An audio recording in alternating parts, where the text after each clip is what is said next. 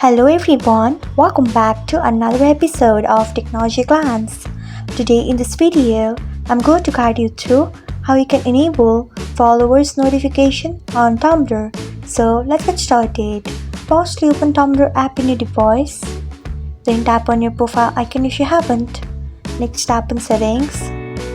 After that, tap on account settings. Then tap on notifications. Next, you can see the option of followers.